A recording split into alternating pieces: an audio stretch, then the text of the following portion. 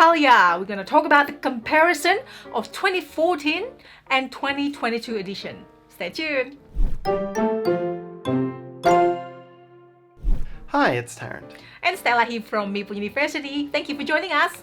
Today we are going to talk about two Libertalias. Yes, the Libertaliae. Is that the plural for Libertalia, apparently? Maybe not.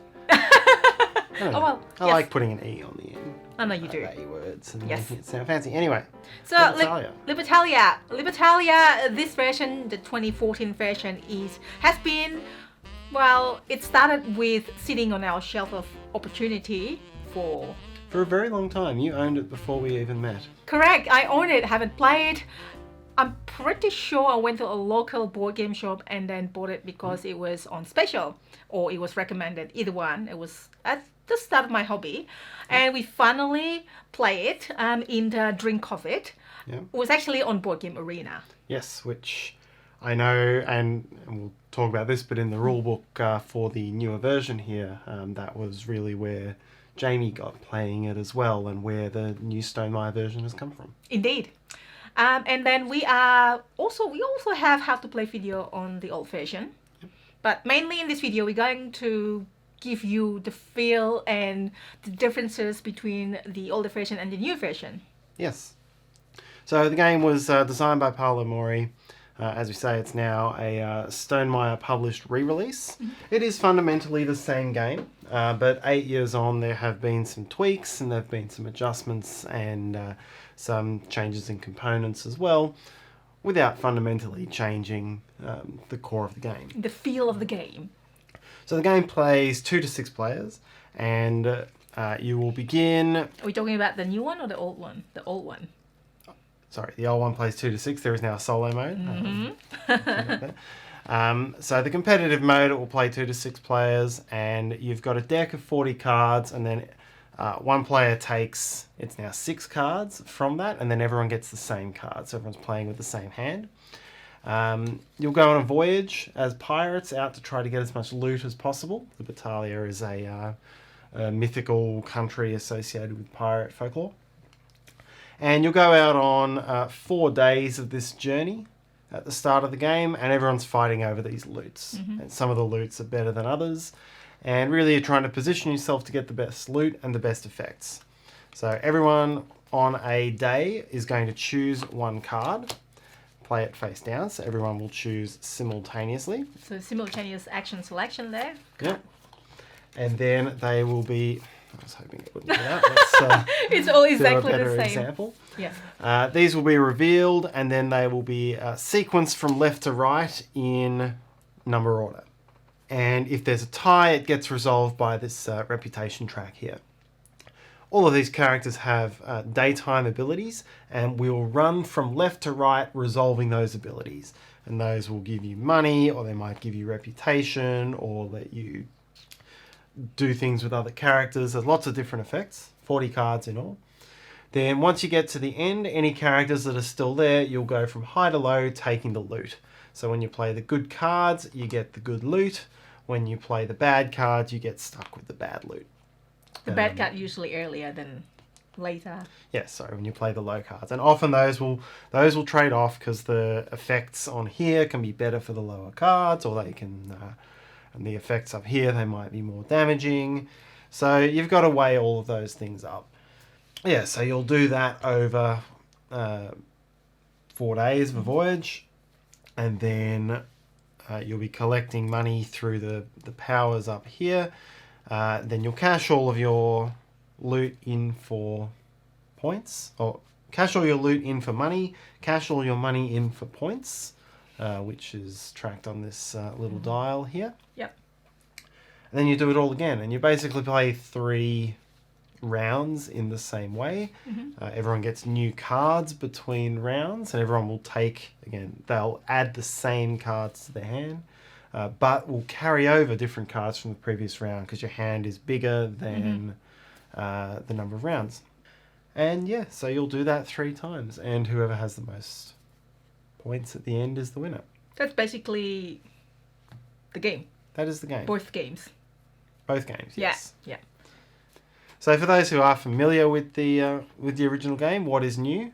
It's actually really easy because the rulebook tells you what's new. We don't even have to. We don't even have to go through and work it out. It's basically done the job for us. Really? I worked it out myself when I posted on Instagram. What didn't you tell me? You read the rulebook. It's okay. So obviously all the components look different. These are the cards from the original game here, so different art. I still like the artwork on the old one. It's just like, this is different, but both are good. Yep. It's like really style. Like, look at the style, right? It's really like, it's more human-like. What's the word for it? So it's like, looks more human than... More realism. Realism, that's it, yeah. Yep. So that's part of it. The deck has 40 cards instead of 30. There are some new effects, so some new things to play with there. The major thing that's different is the reputation track. This was never in the original game. So when you played cards of a matching type, everyone had a unique secondary number here down on the cards, and so you would sequence them according to that. Now you've got this reputation track where if you do effects that will push you up to the right of that, it's going to instinctively push you further to the right on the island as well. So that means you resolve it later, but you get the loots first. Yeah. Yep. You also start with more money if you start with less reputation, and if you max out the track, you can just generate money that way as well. So that's probably the only new mechanism that's been introduced to the game.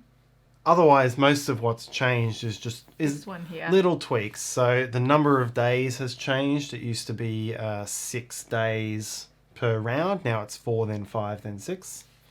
The loot, so the components of the loot, they're now these sort of azul type tiles, whereas they used to be these little cardboard tiles. Yep. Same basic collection of loot, but now there are 2 different things that each of them can do. So there's a different side to the board, and there's also double-sided tiles which show the same things. And so there are the basic effects where the chest is just the most valuable. It will give you 5 coins. The relics are the worst. They'll give you -3. Sabers let you... Discard. You can take a saber and then you can discard someone else's character from the island. Barrels aren't worth that much money, but now they give you reputation. Maps you have to collect as sets.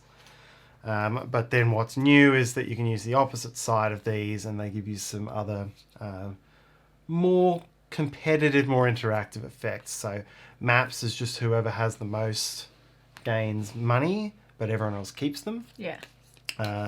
Sabers are discarding more things from other players. Amulets is gaining money based on the reputation track, so it brings this more into play. Chests combo with maps, things like that. So Even more replayability, I would say, because the effects, there are more effects that you can choose from. Yep. So yeah, it just adds a few extra things into the game. It is fundamentally the same game. New artwork as well. Yep. There is now a solo mode, so there are some cards that have the effects for how the solo one works. There's also a variant at 2 players as well. There is a neutral midshipman card here that will...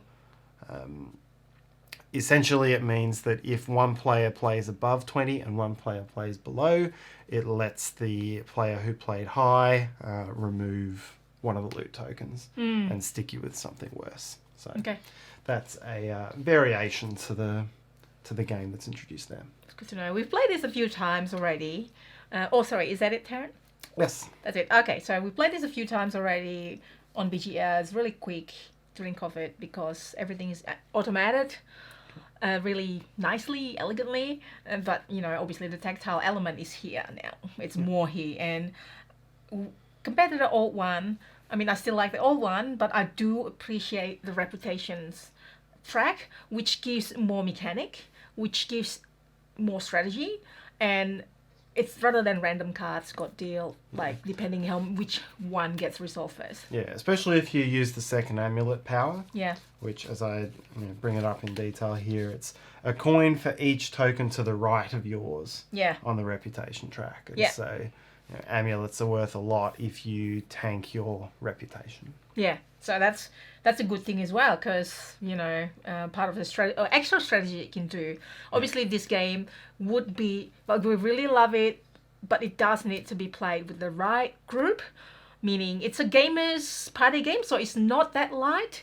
once we play with somebody who hasn't played a lot of games. They've only played Monopoly, for example. I mean, it's not their fault, but they kind of like they probably wouldn't grasp. Same with other games, which is meant to be part of the fun is the interaction between players and the bluffing and it's seeing, okay, which one is going to get the loot, which one is not. Just the fun interaction bit. Does it make sense? Yeah. Yeah. So this is definitely adding good things, and then this is definitely better with the loots, with the tactile. I don't know. I feel like the old one might be not. I mean, it's probably sold out in a lot of places anyway. I got lucky. I bought it. Yeah, I don't think I've seen it for sale. I know it was out of print for some time, which was where the new deal came from. Yeah. So yeah, I'm glad to probably just play this. And this one here, rather than keeping a lot of coins, every end of the set. This replaces the foliage? scoreboard. The scoreboard, yes, that's right. So rather than scoreboard, each person. I had to assemble this, but that's okay. It's pretty easy to assemble. So you just keep track the balloons in this chest, which is thematic as well. What do you think, Tara? Yeah.